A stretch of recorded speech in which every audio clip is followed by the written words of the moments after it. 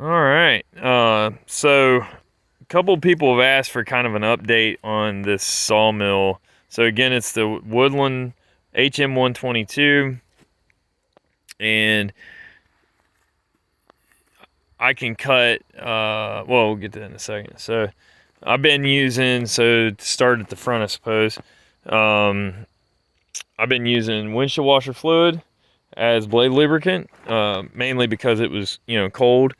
I will say that the coating on this, and I keep it covered with a tarp, but it doesn't seem to have mattered. So the coating, the powder coating on this is quite cheap and terrible. This is maybe not the cheapest one that you can buy, but it's close.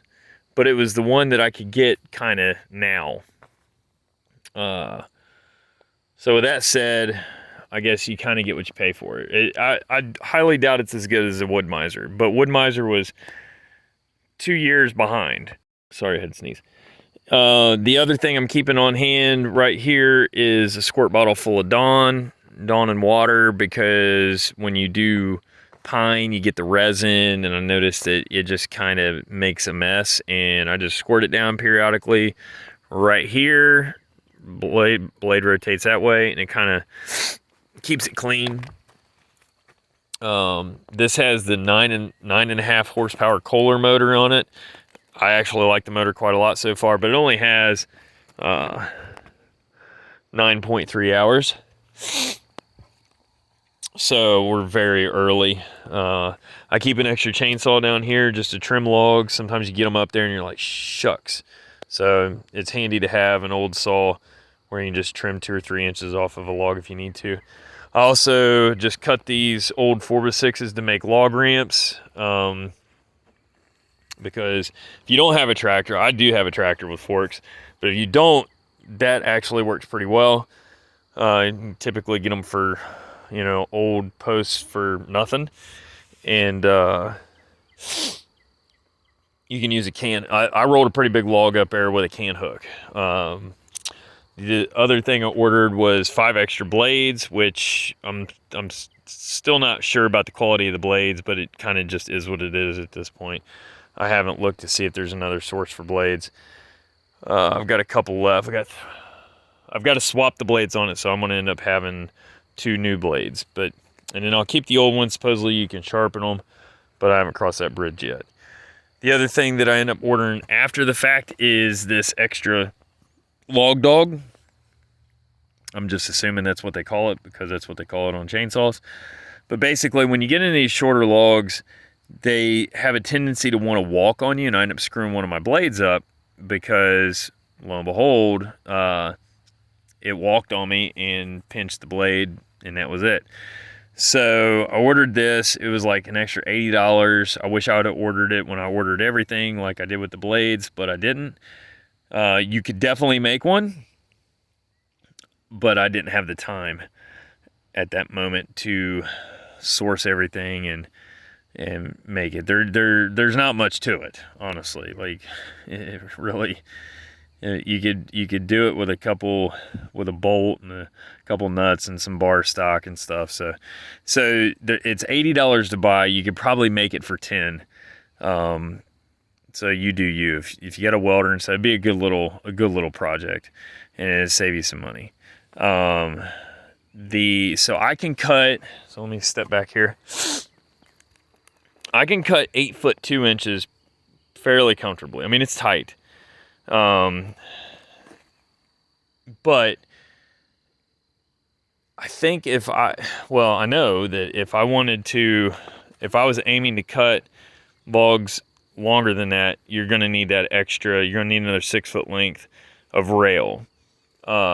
This thing would be awesome in a position or a situation where you're building your own cabin or something to that effect, and you've got a ton of logs already on the ground, and you could do 12-foot lumber. It would be really, really good at that, and you'd just be able to crush it out really quickly.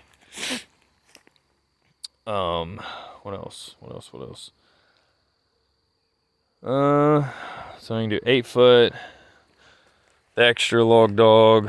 So I've put mine up on these 4x6s just to kind of elevate it some, keep it up away from the ground. It was really easy to put together.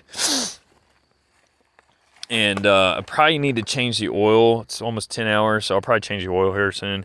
The other thing is you get these log stops. I don't know, but basically you just pinch the log into these pieces of bar stock, or square stock rather, and you get 2 of these short ones, and then you get 2 long ones. It's 1.5 or 1.25 square stock, so you can put another one in there if you want. So I'm going to get 1 more of each, or I'll just get a long piece of this and then just cut me a chunk off of it. So I've got 3 of each essentially. These have a angle. I dislocated my thumb today, so I can't really grab anything. They got an angle cut into them. I don't know. I don't think it's really all that necessary. I think if you rounded it over, it would be better. So when you go to turn the log, it doesn't get hung up on any sharp edges. So if you rounded stuff over, that would be better. The thing that this thing really shines on is cutting mantles. I've cut mantles and they're just phenomenal out of the gate. Obviously, it's in this really, really good black walnut, but you know, if you got cherry or whatever, it doesn't matter. It cuts mantles awesome. Like, it's so easy. It's so easy to cut a 4-inch mantle. You get a straight side on one side, live edge on the other, and it just looks amazing. The other thing is this supposedly can cut up to 22 inches. That is a absolute fantasy and a pipe dream. There's no way this is cutting 22 inches. Unless it's a dead straight log, which just doesn't happen in nature. Maybe on a poplar, if you're lucky, but I don't know. I don't buy it. You know, and you can trim, you know, the knots or the branches and stuff to get 22, but it's a lot of effort to do that. So in my mind, it's comfortably an 18-inch saw. 20 if you're really cognizant of what you're doing, but it's an 18-inch saw. 22, not happening. If you need something bigger than that, then you need to go to the next step up, which is not a whole lot more money, but a little bit more money. I have been milling with it, but not filming because it there's a lot of dust out, and that gets in the camera and all that stuff. So I just need to get some kind of cover or something, or maybe I think I'm gonna get a GoPro, and then it won't matter. But yeah, it's fun, and it's already paid for itself. I did some paneling in the shop with it, with some white pine and some loblolly pine I had, and it was really easy. I mean, it just buttered that stuff, and then, that it was just wicked easy, and it's fun. And I think it was 30 after it's all said and done. I think I've got about 3,800 in it, thereabouts, and yeah, I don't regret it at all. If you've got a pile of logs like I do, I got a few walnuts left, a big pile of cherries over there, huge cherry that I got to do with the chainsaw, and then some more walnuts over there. It's awesome. Cedars, I've cut cedar, walnut, pine, and cherry with it, and haven't had any issues with it thus far. But I will say that when I got into a bigger walnut log, I think I was in the 18 or 19 inch range, that was, even with a new blade, it was like, all right, this is about it. So in this case, the blade, I'm pretty sure, is the culprit to this wavy cut, so I need to swap the blade on it. But definitely buy the extra blade. I would definitely buy the extra log dog. Keep you an extra old chainsaw down, and I keep an old axe too. And then if you have any inclination to cut anything more than 8 feet, get that extra bit of rail. And yeah, that's about it. I mean, it's actually, like, it's been fun to use. I am disappointed. I guess if I had to come up with a complaint, it would be the coating, the powder coating or paint or whatever. There was another spot back here somewhere. Yeah, right there. So, and it stays under a tarp and not like real tight. The tarp isn't wicked tight either, so it's not trapping a ton of moisture in, but you can see that. That to me, it's I've had it for a couple months, and to me it definitely shouldn't be doing that.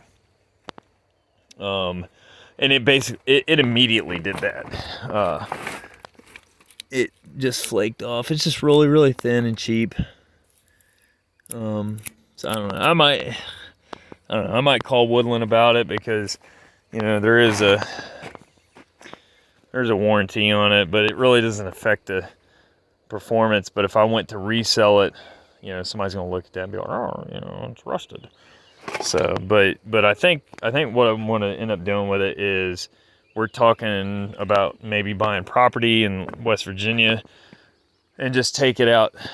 And if I've got the room and everything in a level spot, I'll just take it out there, and then I'll get a bigger one for here. I'll go up a size or two for here. But it's fun. It's, you know, if you've got enough logs that are in that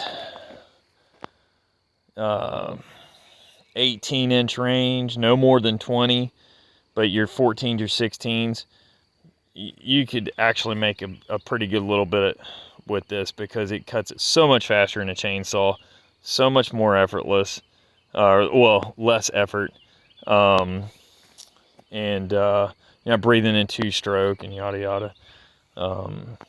But because you figure, like with a steel 660 and in a like a 36-inch bar, what's that? A new one's going to run, you know, what, 1,200-1,500, and then like if you get a decent Granberg Alaskan mill, you know, that's another 300-400. So I mean, yeah, you're still quite a ways away from this, but God, it's so much faster. Like, I can mill a log so much faster with this than a chainsaw mill, and you know, I think it's way more safe. And you get a much better cut at the end. That's a big thing, is you get a really nice finished cut out of this. And then if you got a panel of room, too easy, and you can get people to drop you off pine logs all day, or poplar logs all day. They love getting rid of that stuff if you got a place to put them. So anyway, that's it. That's the update on the Woodland hm122 and 10 hours of use. Yeah, I give it, you know, a thumbs up. I mean, you know, if you got the room for it and the inclination to use one, then get one. They're fun for sure. Anyway, thanks for watching.